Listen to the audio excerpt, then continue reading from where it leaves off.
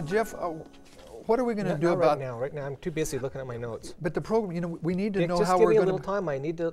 I'm too busy right now to talk about Well, it. I just don't know what... The cameras are going here. Oh, hi. Welcome to Laymen Ministries Crosstalk. I'm sorry, Dick, what were you saying? We're just doing a little introduction just so that our viewers will understand. Did you hear what Jeff said? He said, really, I don't have time. I don't have time. We're going to talk about making time in our personal lives and in our family lives, making time for God. And we've entitled this program as For Me and My House. And Jeff, what's the text? What's our The Bible text is Joshua 24, verse 13. It says, "But for me and my house, we shall serve the Lord." Yeah, we're going to serve the Lord. You know, a lot of times we want to serve the Lord, but we just don't have time. Don't bother me right now because I've got other things to do. Have you ever had God tap you on the shoulder and say, "Hey, Dick," and you say, "God, you know, I hear you, but just after I'm done checking this thing on the internet or after this program or whatever, you know, we're so busy that it's kind of hard to." How often do we hear these words, "I don't have time for this," or "I don't have time for that"? I personally believe that we have time for everything that's important to us. In other words, if you call up somebody or you're talking to a friend, he says, "I'm sorry, Jeff, I don't have time." What he's really saying is he doesn't have time for you. Yeah. Because we all have a fixed amount of time, and you've just said it. The issue is not do we have time for God, do we have time for spiritual things, but will we allocate this time?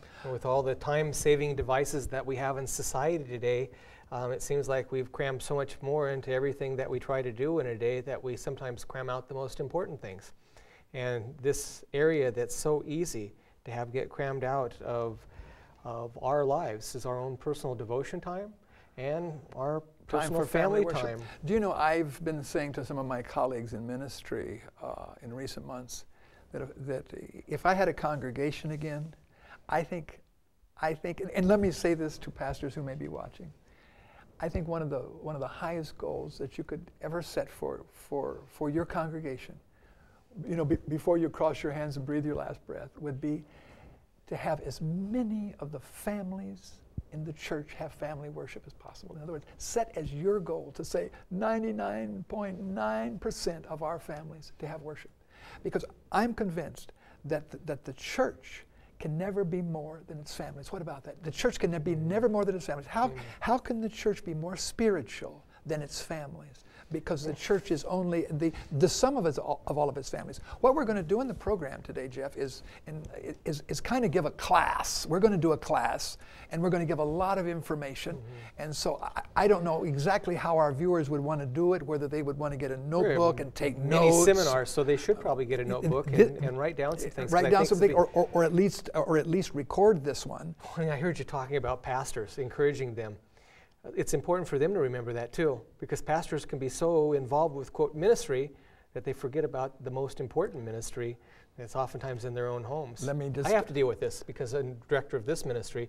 My kids have had resentment towards me sometimes because I'm too busy ministering to other people that I don't have time to minister to their needs. Now I'm going to say what a minister friend of mine said to me one time. He said that he was attending a marriage enrichment seminar.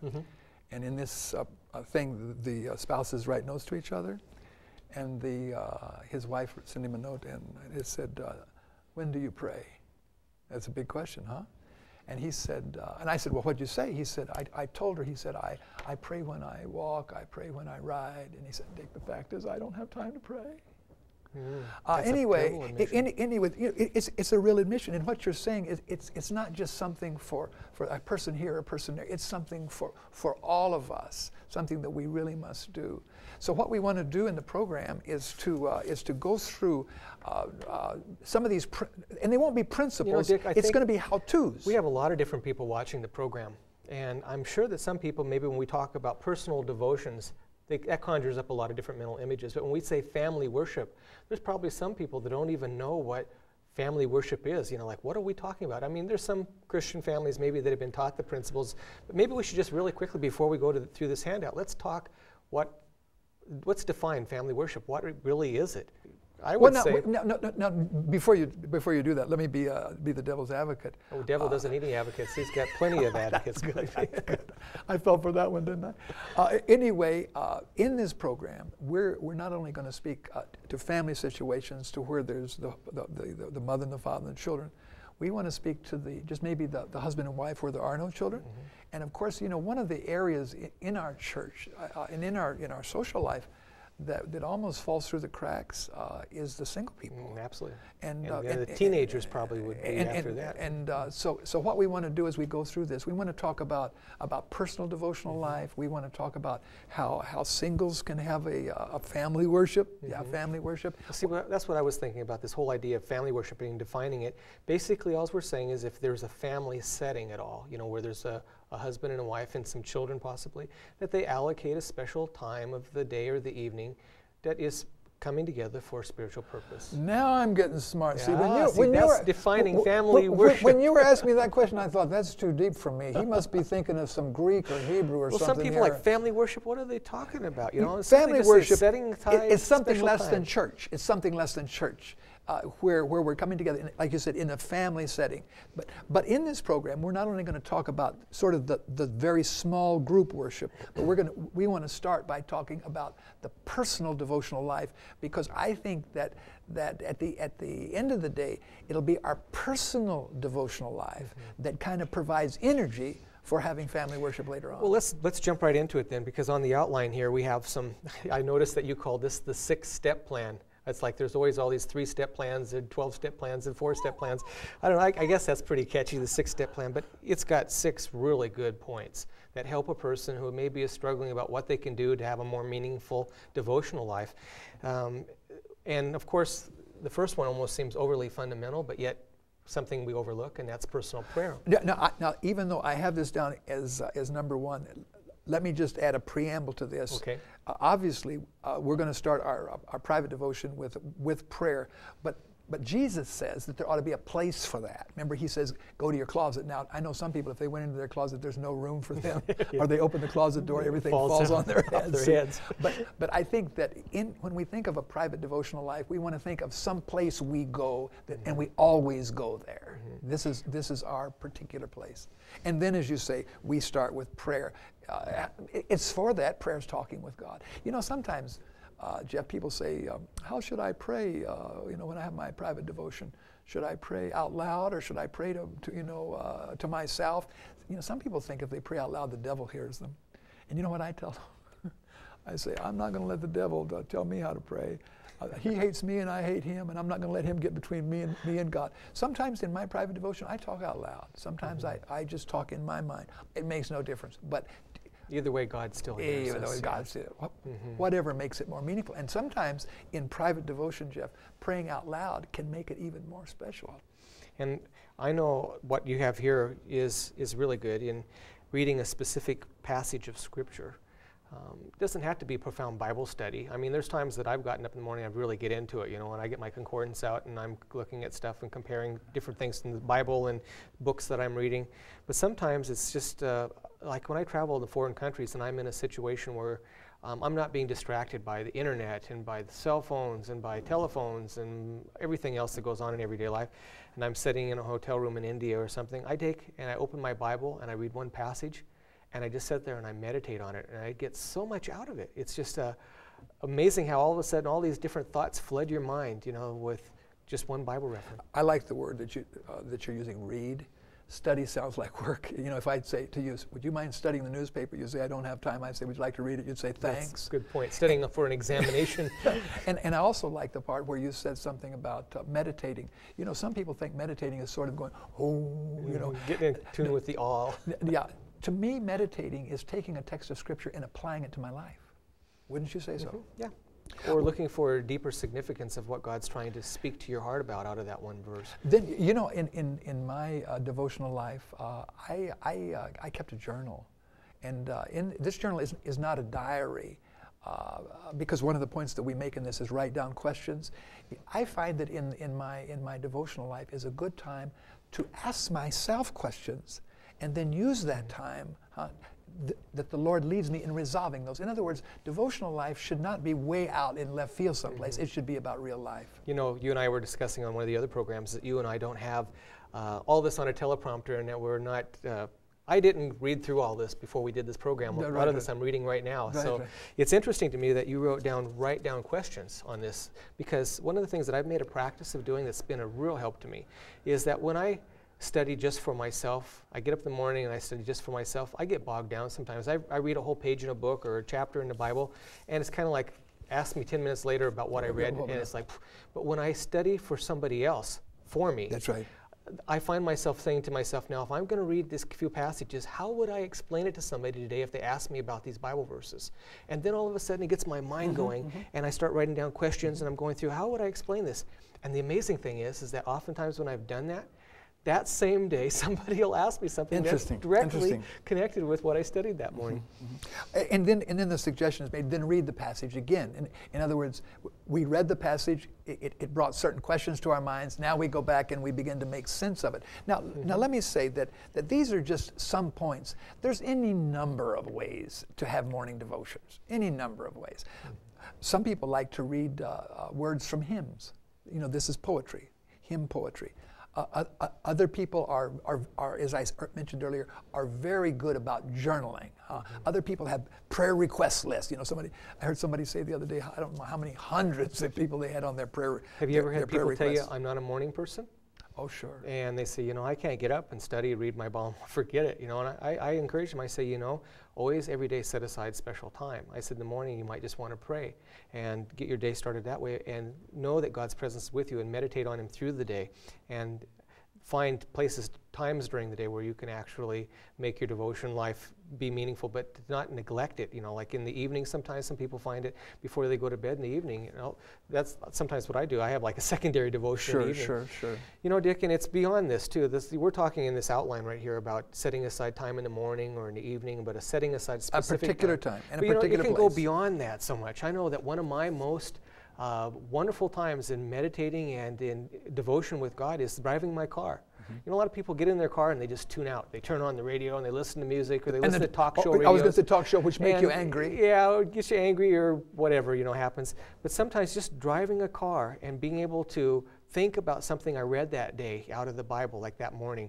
and to spend some time just meditating in the car.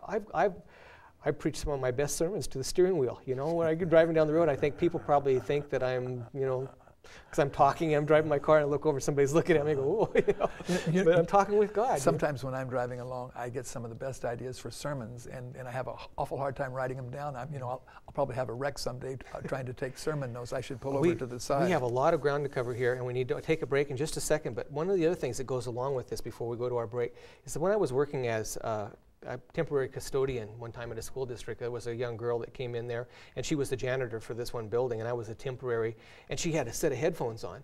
And I said, what are you listening to? And she goes, huh? And I said, what are you listening to? She said, the radio. And I said, why do you listen to that? She said, oh, I'm just trying to tune stuff out. I like to just come to work and tune out everything. I got a lot of problems, and I just want to tune them out. And I said to her, you know what I like to do, come here and work in the evenings, what I like to do? And she said, what? I said, I like to sort things out. And she goes, what do you mean by that? And I said, well, I like to think about how God can help me in my life to deal with different things I'm dealing with. And when I have this quiet time in the evening when I'm cleaning the building and such, I'm working on meditating with Him and sorting things through and processing things. Next day when she showed up for work, she didn't have the things on. I said, where's your headset? That's nice. She said, well, I'm thinking about what you were saying, and I'm sorting some things through right now. Hey, Very we have to take a break. You're watching Laymen Ministries Crosstalk. We'll be back in just a moment.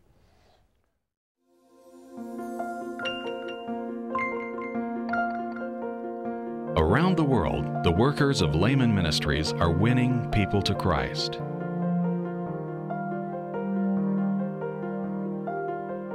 Laymen Ministries believes that in Christ there are extraordinary abilities in ordinary people, and that Christ has purchased each of us for the purpose of ministry.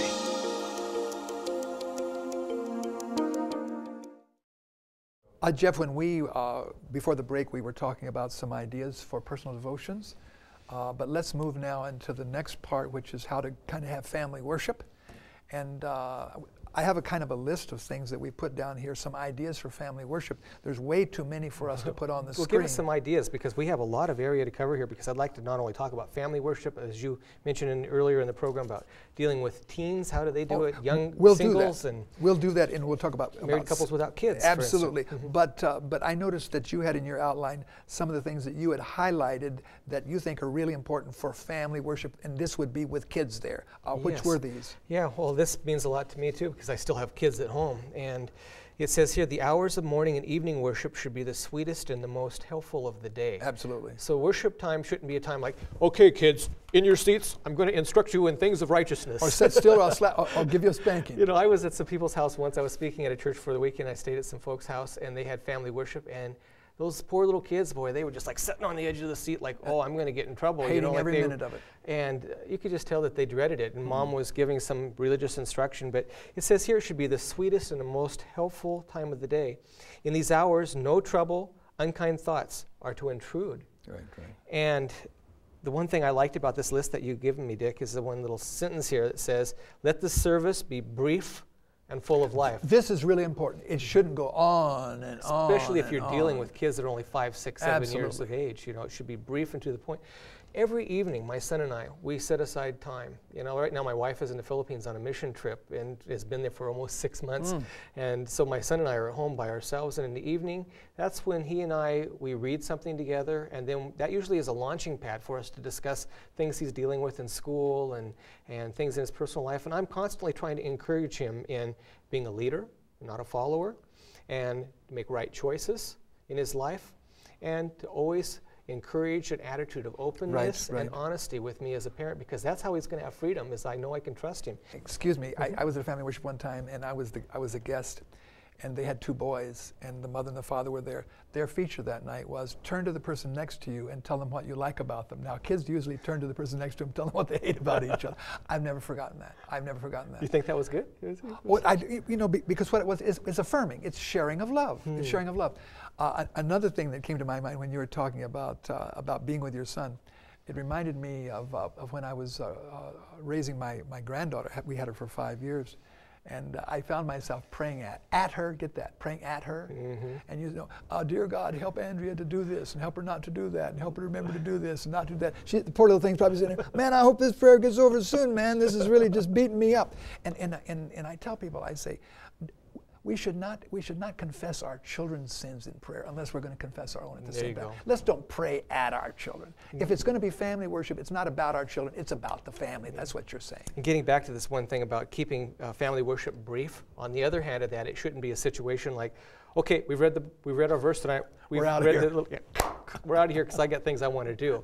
You know, that's not what it's talking about being brief. It's saying, you know, look, be in tune with how the kids are responding and such. If they're really tired, they had a long day, short prayer, short Bible verse, talk a little bit, have another. We have 2 prayers. We have an opening prayer and closing prayer. It doesn't have to be our format, but you know, we move on. But you also brought out the fact that it should be participatory. Yeah. You know, I must confess, Jeff, that with our 4 children, Betty was usually the one in charge. And I've got to confess, I slept sometimes. And that's terrible, Dick. No, I feel terrible. But looking back on it, my wife should have had me give the welcome, do the opening prayer, and take the offering. In other words, we need to all be involved someplace. We've got to share it, pass it around. And that's one of the things you have on the list here. It says, let our children select Bible reading texts. Let them participate. Let them even lead out. Let the children ask questions. Don't just tell them to be quiet and sit and listen, but let them interact. You know, so there's some really good things here about getting involved with the kids and, you know, singing songs. One of the things that my older daughters that are out of the home now really remember about family worship is us. I get my guitar out and we would sing scripture songs and we would sing hymns. And my oldest, I have one daughter who's not really in the faith right now, but every time she comes home, she goes straight to the piano and she's still playing a lot of the old hymns that she learned on the piano. And I'm thinking, you know, she's got such a talent there. You know, when you speak of that, I think this is really important because we can actually teach our children church songs, and children learn songs by heart, so that when they get to church, they can really sing. You know, let's move on. We were talking about a family worship, and we usually think of this where there's little children, but see, you have teenagers. You've got a teenager at home still? Yes. Having worship for teenagers is a little bit more complicated. Now, you've shared some of the things you do. Would you like to flesh this out? Because teenagers at family worship might just roll their eyes. You know how they are. You know, the young people are really bombarded with a lot of stuff, and it doesn't matter if they're in a church school, a parochial school, or academy, or if they're a public high school, they're being bombarded with a lot of temptations, a lot of things. And so family worship is a time to, first of all, allow them to open up and discuss what's going on in their life, but to fortify them in Bible truth. One of the things that I'm going to start doing the next couple of weeks with my son is I'm going to go through a study on the Sabbath again, because it's been about 1.5 years since we've done that, you know, to try to help him to understand why the Sabbath is significant in Scriptures. And so it's a time to interact on Bible subjects, and I try to find things that interest them. You know, sometimes we as parents need to come down off our high plane, and come down to a plane where we understand what their world's all about. So I talk to my son about girlfriends and boy-girl relationships. Absolutely, and we do this during worship time. Absolutely. You know, and he loves it. And I tie together the biblical principles about how to deal with those different situations. You know, as I look back on raising my own family, Jeff, particularly the teens, I've talked to my grandchildren clearer and more openly than I talk to my own children. Of course, times have gotten worse, but I wish I had talked to my own children in worship time about drugs, about premarital sex, about morality, about holy living.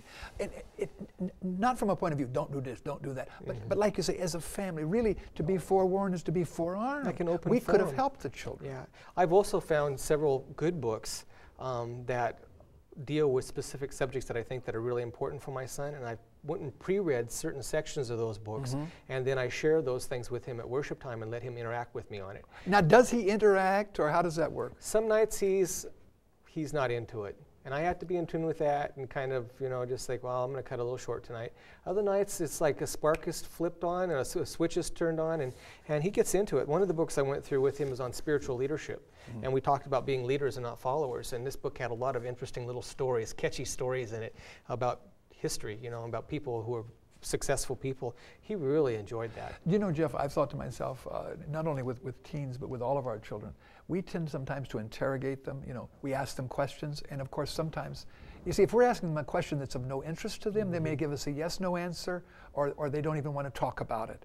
See, sometimes I think that we would do well to maybe not say anything, and they're liable to pop up with something. One day I was talking with my early teen grandson, and I was asking him questions, and I was getting yes-no answers, and I thought, this isn't going anywhere. And so when he saw that I was not going to ask any more questions, he began to talk my leg off. In other words, worship should include the things that the children are interested in, especially the teens. Dick, you had something here about worship for single people. Now, this is something that's not discussed very often, but you know, it's hard for a person who's single. Maybe they're college age, or maybe they're divorced, or their spouse died, and they're by themselves. How are they supposed to have worship? The single person can invite one or more families to join them. Now I know a single person might say, well, they should invite me. But you know, this is something to think about. Why not invite somebody else? Listen, here's another suggestion. Travel to an invalid's home or to the elderly in a nursing home and have worship with them. Now that's kind of powerful. Here's another one. Have a fellowship group join you in your home once a week for spiritual growth. Here's a good one. Invite children in the neighborhood to your home for stories, Bible reading, and songs once a week. Excellent. Here's another one. Visit your parents once a week. Not a bad idea, if nearby, and worship with them. Have worship with a roommate, a boyfriend, or a girlfriend. And here's one, and this will be our last one. Find a prayer partner for a daily prayer and Bible study. And this can be done by phone, by the way. It can be done by phone, or even on the internet. You know, Dick, you said let that be the last one, but the next one after that is excellent too. It says, go to special places to worship, such as a forest, or a riverside, a garden, or a park. And I know even when I was a kid and I was being called by God, some of my closest encounters with God were out in the woods, sitting by a stream, sitting in a city park someplace. Well, of course, you know, there comes a time when we think of family worship, Jeff, in which it's the husband and wife left. It's, what do they call it, the empty nest syndrome? Yeah, the kids are growing up and left. I've had people say, well, we don't have family worship anymore because the family's gone. And I say, but you and your wife are still family. No. And by the way, I think we all need to really take this really seriously, because I've even made the remark that as we get further and further into our lives, into marriage, we can find ourselves falling apart, see, because the incentives that used to keep us together are not there anymore. The kids were the adhesives, in a exactly. sense. And I make quite a deal in my ministry about the importance of just praying with your spouse, of having worship with your spouse. I even, you know, tongue in cheek, I say it's pretty hard to be plotting to divorce your wife when you're praying with her, when you're having family worship with her. And this is something we've got to work at. I think we men are a little weak in this respect. Because the kids are gone, and as long as the kids were there, the wife is going to want to say, honey, let's have worship, and yes. But then when the kids are gone, and remember, see, what happens with many men is that the wife carries the ball for family worship.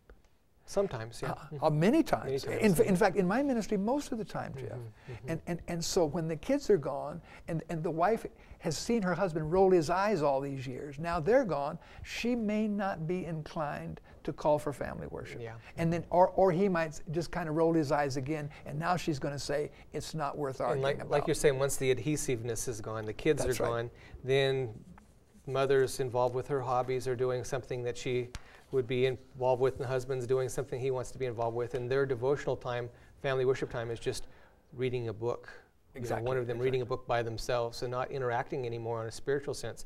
But you know, to keep our marriages alive and such, we need to have that spiritual interaction with each other. Definitely. And it's unfortunate, you know, some people, as they listen to us, you know, they're in a marriage relationship where their spouse is not a Christian, and that makes things extra difficult for them. But that still doesn't mean that they shouldn't be able to call their kids together if they have kids in the home and have family worship, or if they're by themselves, to keep that devotional life alive for themselves, because that is the way to be connected to the vine.